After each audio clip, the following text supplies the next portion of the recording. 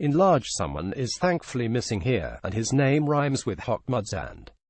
This week's feature-length Justice League film benefits as much as it suffers from a can't-get-any-worse reputation. Between the diminishing returns of Zack Snyder as a filmmaker, a crowded cast of new-to-film DC characters, and the incredibly stinky shadow of Batman v Superman, you'd be foolish to go into the latest and likely final Snyder DC film with high hopes. Even if it's adequate, that might seem monumental. With that in mind, Justice League lands almost exactly where I predicted, as a mostly tolerable, occasionally fun, often ponderous, rarely logical attempt to unify the DC Comics film universe. It doesn't unseat Wonder Woman as the best DC Comics film in recent memory. It's certainly no Avengers, and, gosh, it isn't even Avengers Age of Ultron. But it also won't live in infamy as another one of DC's midnight movie laugh-a-ramas. It's just acceptably subpar. 2 out of 3 origins ain't bad if you're desperate to have your pro-DC bias acknowledged. Justice League does kick butt at a couple of things. The film has to juggle a whopping 3 film universe origin stories, and it surprisingly succeeds at 2 of those. Cyborg decides to start fighting crime. Cyborg decides to start kicking butt. This is possibly the least silly-looking image we could find of Aquaman in the film's publicity stills. That says a lot. Why the long pause? Bruce, wait for it. Okay, I'm waiting. 1 sec. Come on, Bruce. Okay, Batman. I hate this game, Bruce. The Flash, played by Ezra Miller, shines by stealing most of the film's best scenes, even if he liberally borrows from Tom Holland's quirky, boyish portrayal of Spider-Man. Miller is at his best when he leans into the Flash's weaknesses and failings as an archetypal superhero.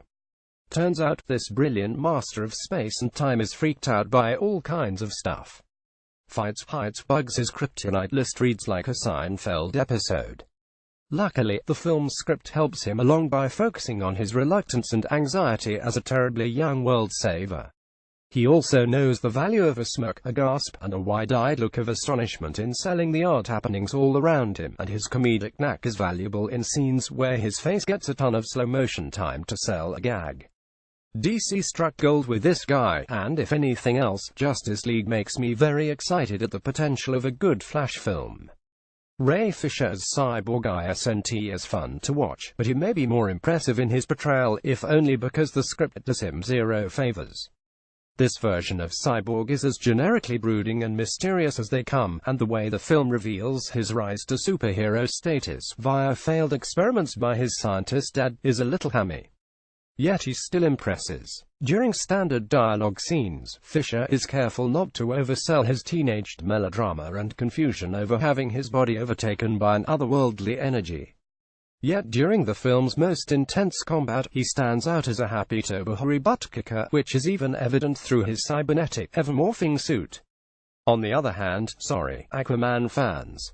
What a wet blanket 90s sketch comedy show. The State had a famous bit about the Justice League that ended with DC's best superheroes laughing at what a loser Aquaman is. At first, Justice League leans into these laughs by having Ben Affleck's Batman make some offhanded jokes about talking to fish. Sadly, Jason Momoa's Aquaman never really rises above the status of guy who can talk to fish. His visible superpowers in the film include jumping high, throwing a pike, and stopping a giant wave of water.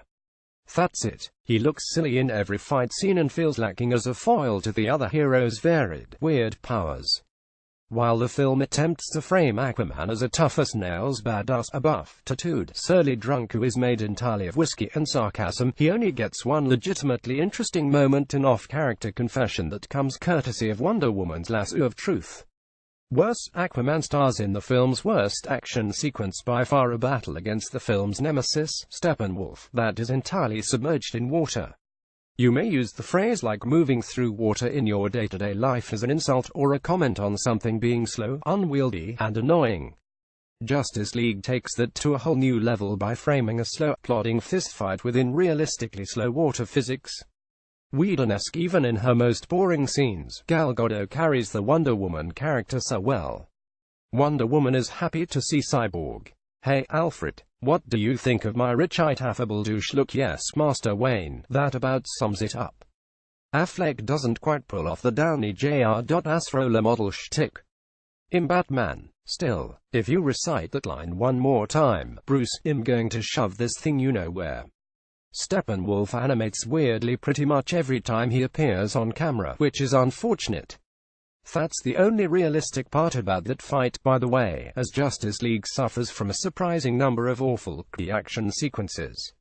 All too often, the film's actors are clearly replaced by CGI humans who fly, zip, and punch all over the place, while action scene elements like explosions, fire, and water look like they were handed off to a second-rate CGI firm in order to meet a deadline.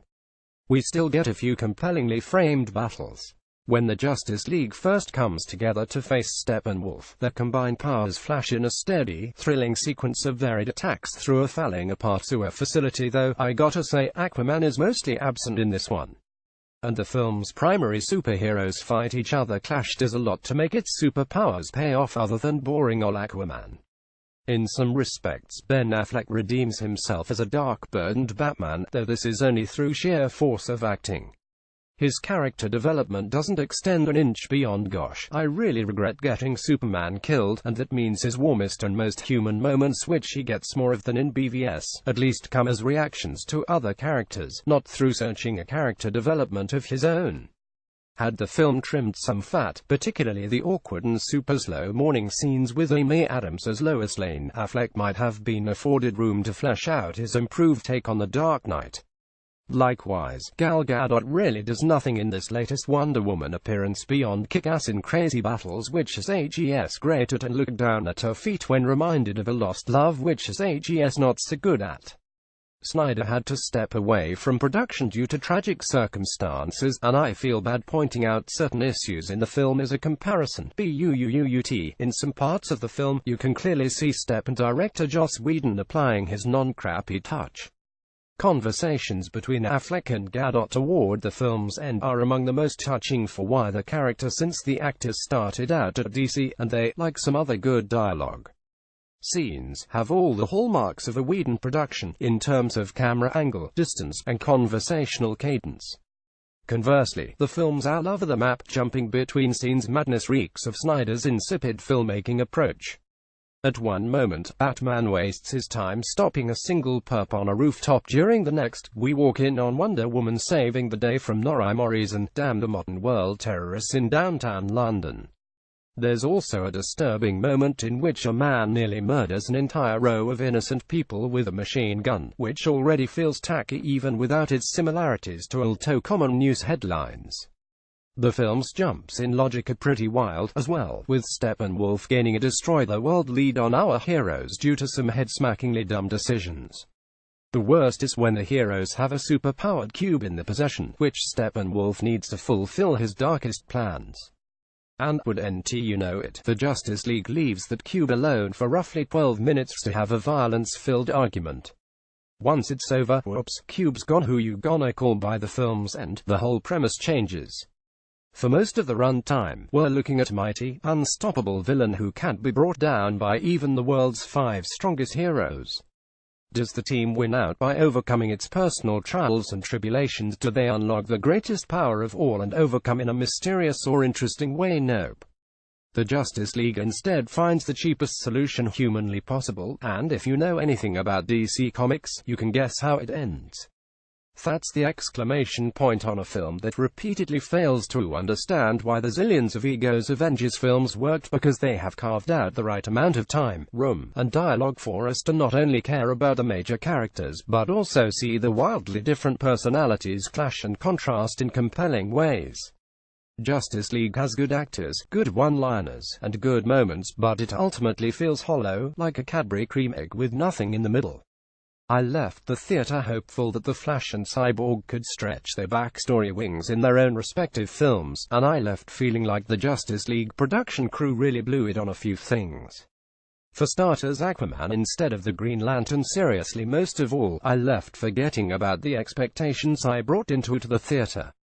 Even in a vacuum, this movie just isn't very good, and anybody who hoped for DC redemption, or a continued decent movie streak after Wonder Woman, deserves so much better. You know, like Thor Ragnarok, which is still out in theaters and is way better in every respect imaginable.